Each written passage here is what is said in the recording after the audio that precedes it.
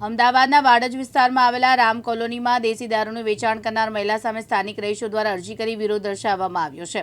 અમદાવાદના વાડજ વિસ્તારમાં આવેલ રામ કોલોની સમૂહબેન ડાયાભાઈની ચાલીમાં રહેતા આશાકોર નામની મહિલા દેશી દારૂનો ધંધો કરે છે, જેના લીધે સમાજમાં ખરાબ દૂષણની પણ અસર આસપાસમાં રહેતા બાળકોને ઊંડી અસર પડતી જોવા મળે છે, જેને લઈને સ્થાનિક રહીશો દ્વારા મામલે વાડજ પોલીસ સ્ટેશનમાં અરજી કરવામાં આવી છે।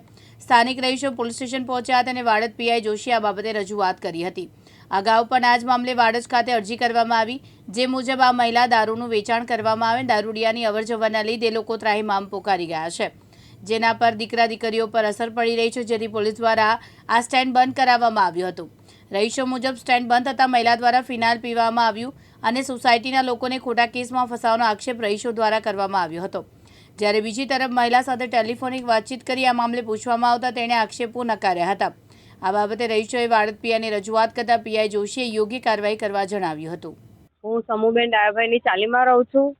અમારા ત્યાં મારા કાકી જે થતા હતા એ અત્યારે હવે કંઈ બી નથી, એ દારૂનો અને ખૂબ જ ધમકીઓ આલે છે, હું મરી જઈશ, હું બધાને ફસાઈ દઈશ, હું પણ ફિનાઇલ પીલીશ। વચ્ચે એમણે ફિનાઇલ બી પીધું હતું અને 4-5 દિવસ સુધી સિવિલમાં દાખલ પણ રહ્યા હતા, પણ હવે એવું કહે છે મારા કાકા જે પડોશમાં છે એમને ધમકીઓ બી આપે છે, એમના ઉપર બી ખોટા કેસ કર્યા છે કે મારી છોકરીને છેડતી કરે છે, મને મારવાની ધમકી આપે છે, એવું બધું ખોટું બધાના વિશે લખાયું છે।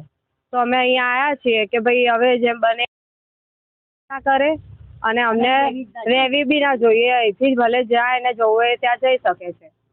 અમને ફસાવા માંગે છે અને એવું અમારી માંગણી રાખે છે કે મને 1 કરોડ રૂપિયા આપી દો તો અહીંથી જતી રહું, નતર હું અહીંયા જ મરીને બધાને ફસાઈ દઉં। સમૂહબેન ડાયાભાઈની ચાલીમાં રહું છું। બાજુમાં દારૂના ધંધા થાય છે, રાત દિવસ બધા દારૂ પીવા આવે છે અને ખોટા આરોપ મૂકે છે અને દવા પીવાની ધમકી આપે છે અને બધાને ફસાવાની વાત કરે છે। એટલે કાલે અમારે વહુઓ છોકરાઓ છે, બરોબર, આ રીતે અમારી ચાલીની અંદર થાય છે, એટલે પોલીસ ચોકીની અંદર અમે અરજી આપેલી છે, હવે એની કાર્યવાહી। હું સમૂહબેન ડાયાભાઈ કુંભારની ચાલીમાં રહું છું।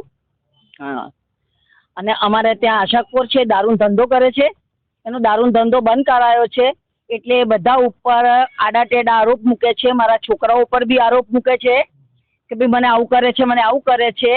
અને એ વચ્ચે બી એને ફિનાઇલ પીધી, હવે બી એ ધમકી આપે છે કે હું પીને મારા છોકરાઓને બી પીવડાવીશ અને હું બી પીને મરીને બધાનું નામ આપી જઈશ આખી ચાલીને, એવી ધમકીઓ અમને આપે છે બધાને, દારૂ પીને। પોલીસ ચોકીમાં કાર્યવાહી કરી છે, અરજીઓ કરી છે અમે, શું એટલે અમારી સુનવાઈ થવી જોઈએ બધી બાજુ છે કે અહીં ના રહેવી જોઈએ, નહીં દારૂ ધંધો ના થાય અને ખોટા છોકરાઓને ફસાવાના ધંધાથી ચાલી કે ફસાઈશ, હું પીને મરી જઈશ, મારા છોકરાને બી પીવડાવી દઈશ, બાળી કૂટીશ, બળી જઈશ, ફાંસી લઈ લઈશ અને મારા છોકરાઓને બી ને હું બી, અને આ બધા છોકરાને ફસાઈશ નહીં જઈશ કેવું। ચિરાગ પાટડિયા, દિવ્યાંગ ન્યૂઝ, અમદાવાદ।